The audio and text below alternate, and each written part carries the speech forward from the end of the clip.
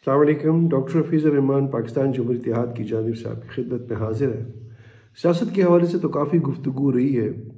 आज हम ज़रा सा मौजू को तब्दील कर रहे हैं और हम इस्लाम और अपने इस्लामी माशरे के हवाले से बात करेंगे। एक सवाल जो हमेशा आपके जहन में भी आता है और मेरे जहन में तो कई मरतबा आया और मैंने इसकी वजूहात भी जानने की कोशिश की हैं कि जब हम दिन रात हमारी गली कूचे में मस्जिदें आबाद हैं, हज और उम्रे भी कर रहे हैं हम, और मीडिया पे भी इस्लाम के हवाले से बातें होती हैं, मतलब हमारा घर, हर घर में अब बच्चा बच्चा जानता है कि वो मुसलमान है, इस्लाम क्या है। इसके बावजूद हमारा माशरा क्यों इखलाकी बदहाली का शिकार है? मतलब दुनिया की हर बुराई हमारे अंदर है। कौन सा जुर्म हमारे माशरे में नहीं होता? हमारे यहाँ वाइट कॉलर क्राइम कौन सा नहीं होते? हमारे यहाँ ब्लैक कॉलर भी कह लें तो क्राइम कितने बुरे तरीके से, ये सब कुछ होता है। बच्चों से ज़्यादतियों से लेके हर बुराई है हमारे यहाँ। क्या वजह क्या है? जबकि 99% हम मुसलमान हैं अल्हम्दुलिल्लाह। तो फिर वजूहात क्या हैं? इसके बारे में आज गुफ्तगू होगी। और फिर सबसे बड़ी अहम बात है कि एक सियासी जमात के हवाले से भी हम क्या सोचते हैं। एक पाकिस्तान जमहूरियत इत्तेहाद अब इस्लाम और दीन इस्लाम के बारे में क्या सोचता है, क्या समझता है, ये भी जानना आपके लिए बहुत ज़रूरी है।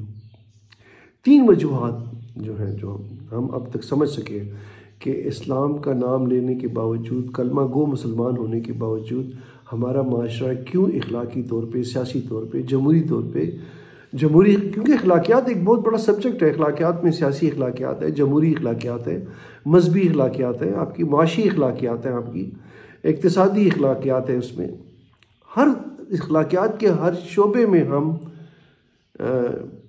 इन्हेतात पजीर है, बल्कि बिल्कुल कम्प्लीटली डाउन द ट्रैक है। ठीक, उसकी 3 वजूहत हैं। पहली वजह ये कि हमारा अल्लाह के होने पे तो यकीन है, अल्लाह पे एतमाद नहीं है।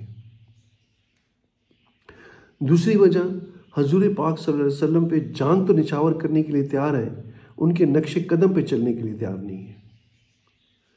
तीसरी वजह, कुरान हकीम को अल्लाह की किताब तो मानते हैं लेकिन उसे समझना नहीं चाहते, पढ़ना नहीं चाहते, उस पर अमल नहीं करना चाहते। और सबसे अहम जो कुरान को समझना जो है, पढ़ना और समझना, ये बहुत ज़रूरी है। हम कुरान हकीम को रटे रटाए तोते की तरह पढ़ते हैं, उसका कुछ फ़ायदा नहीं है। हमारे एक उस्ताद मोहतरम ने बड़ी प्यारी बात की। उन्होंने कहा कि अगर एक ख़बर है, कुरान एक ख़बर है, एक पैगाम है, एक ख़त है जो अल्लाह ने आपको भिजवाया आपकी तरफ, तो अगर एक ख़बर, एक ख़त चीनी ज़ुबान में हो जिसको आप ना जानते हो, तो आप वो ख़बर आप तक पहुँच सकती है, वो पैगाम आप तक पहुँच पाएगा। तो अल्लाह के पैगाम को जानना और समझना उसी वक्त आप समझ सकते हैं जब आप उस ज़ुबान को जानते हो, उससे समझते हो ज़ुबान को। वरना तो जिस तरह के एक जंतर मंतर है बस, और इससे ज़्यादा कुछ अहमियत नहीं उसकी।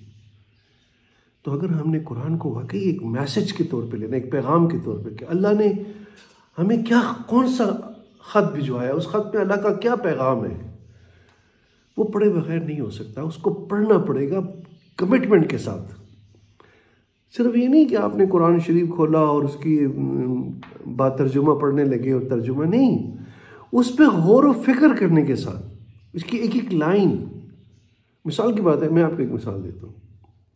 मेरे ज़हन में एक सवाल है कि कुरान हकीम की हर सूरह की इब्तिदा में खुद से ही सवाल किया अपने आप से कि औज़ु बिल्लाहि मिनश शैतानिर रजीम हम कहते हैं, और उसके बाद हम बिस्मिल्लाह पढ़ते हैं, बिस्मिल्लाहिर्रहमानिर्रहीम। तो मैंने सवाल किया कि हम बिस्मिल्लाह पहले क्यों नहीं पढ़ते और उसके बाद हम औज़ु बिल्लाह क्यों नहीं पढ़ते? ये गौर व फिक्र करनी, ये सवाल है। क्यों अल्लाह ने औज़ु बिल्लाहि मिनश शैतानिर रजीम पहले पढ़ने का कहा और फिर अल्लाह पाक ने कहा, और फिर अल्लाह ताला ने फरमाया कि आप फिर बिस्मिल्लाह पढ़ें। शैतान से पनाह मांगता हूँ, उसकी अहमियत फिर उसके बाद कि अपनी बिस्मिल्लाह की बात की, ऐ रब रहीम और रहमान की बात की। शुरू करता हूँ उस रब से जो रहीम भी है, रहमान भी है। लेकिन उससे पहले कहा, इस तरह के सवालात जब तक आप अपने आप से नहीं करेंगे, आपने अपने आप से सवालात करने हैं, ये पहले क्यों है, ये बाद में क्यों है, इस पैगाम का क्या मतलब, इस पैगाम का क्या मतलब। सूरह फातिहा कुरान की सबसे पहली सूरह है, उतरने में 5वीं है, नज़ूल में 5वीं है। सूरह फातिहा में ऐसी क्या बात है कि हर नमाज, कोई नमाज के बगैर नहीं हो सकती, क्यों?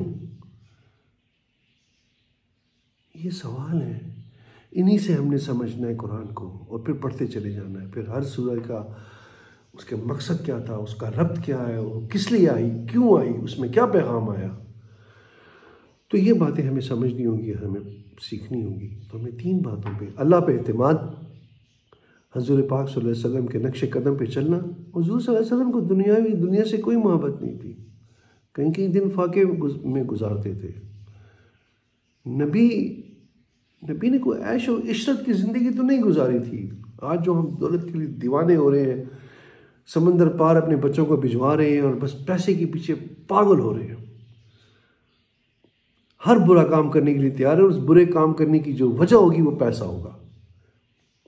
तो हज़ूर पाक सल्लल्लाहु अलैहि वसल्लम को तो पैसों से कुछ मोहब्बत नहीं थी, वरना दौलत की उनके लिए क्या कमी थी।